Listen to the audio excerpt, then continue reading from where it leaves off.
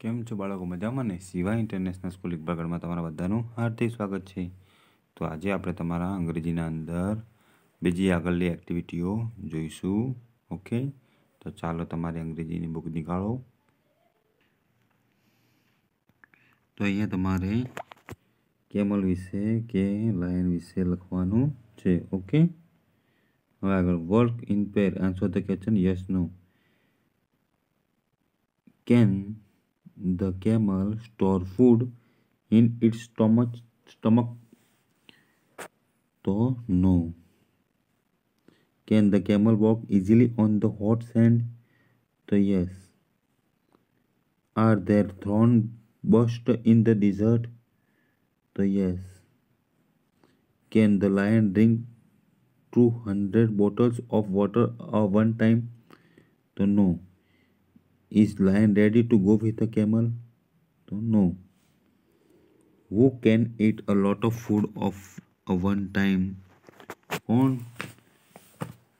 એક સાથે વધારે પડતું ભોજન લઈ શકે છે? તો camel. What cannot hurt the camel feeds? તો hot sun. Who can run fast in the desert? તો camel. What cannot disturb the camel? Thorns, કાંટાઓ અને hot sand. Where can the camel store water? તો stomach. ત્યાં આગળ store કરે છે સ્ટમકમાં. Activity number 6 છે. Can cure teacher doctor Rakeshbhai will you please cure my toothache? એટલે આ કોણ હશે? ડૉક્ટર હશે. Okay. Can stitch a shirt? તો કપડાં કોણ સીવે છે? તો Mohanlal. Will you stitch a shirt for me? Okay, એ રીતે લખવાનું. પછી આગળ can make a furniture. Furniture કોણ બનાવે છે? સુથાર બનાવે છે. ઓકે, તો ગમે તેનું નામ લખવાનું. Ramjibhai will you please make furniture for my house? Can repair the electric item. Electric item કોણ રિપેર કરે છે? તો ઇલેક્ટ્રિક આઇટમ વાળો જે હોય ને, ઇલેક્ટ્રિશિયન. તો Kiritbhai will you please repair my table lamp? શું તમે મારું ટેબલ લેમ્પ ઠીક કર્યા છો? Can build walls. દિવાલ કોણ ચડે? દિવાલ કોણ ચડશે? તો દિવાલ ચડશે કડિયો. લખવાનું Devabhai will you please build a wall for my garden? પછી કટ હેર. વાળ કોણ કાપે? વાળંદ કાપે. તો Lalitbhai will you please cut my hair? તો તમે મારું વાળ કાપી શકશો? હવે એક્ટિવિટી નંબર 7 છે. A brick. બ્રિક એટલે ઇટાલી. It is red.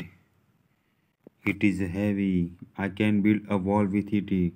I can break a coconut with it, but I can not eat it. પછી છે a nail.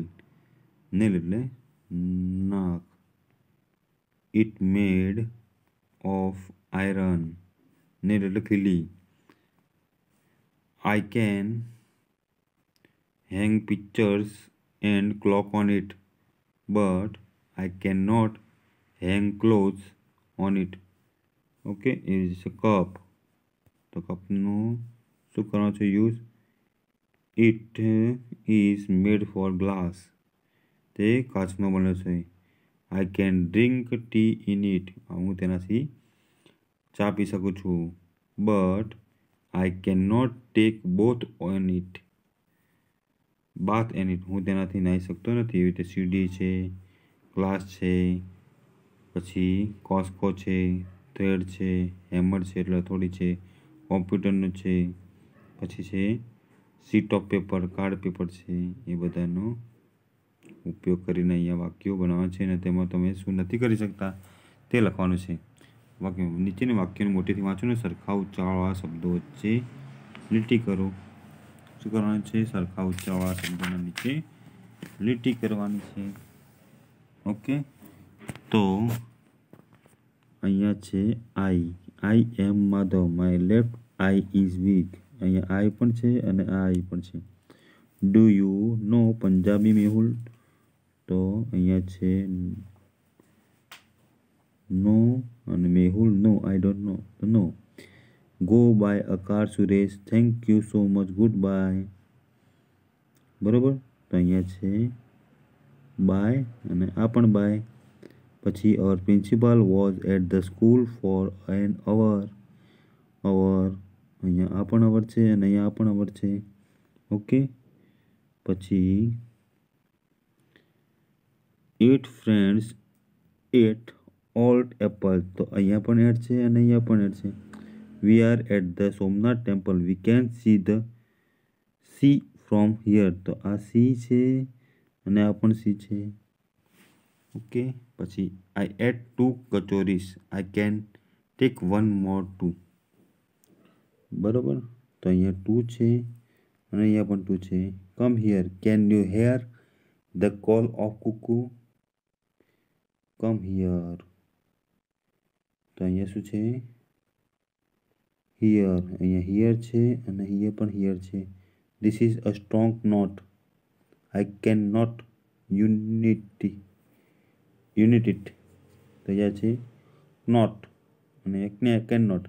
This is the last week before the examination, Mitali is weak in this studies, અહીંયા પણ week છે અહીંયા પણ week છે. હવે પુસ્તકોની પાછળ આપેલા શબ્દકોશનો ઉપયોગ કરી નીચેના આપેલ શબ્દ અર્થ જાણો. નીચેના આપેલા વાક્યો વાંચો, તે સાચા છે કે ખોટા તે જવાબ. Mohan is very weak in his studies, Mohan ખૂબ જ વીક છે તેના સ્ટડીમાં, તો કરેક્ટ, સાચું છે. આઈ એમ મિસ્ટર નાયર, તો અહીંયા આઈ લખેલું છે, તો અહીંયા આઈ ના આવે, શું આવશે આઈ, તો શું છે તે રોંગ છે. કેવું છે રોંગ, શું આવશે અહીંયા I am. We saw the sea at Veraval last Sunday, okay, આ સી કમ્પ્લીટ છે, કરેક્ટ.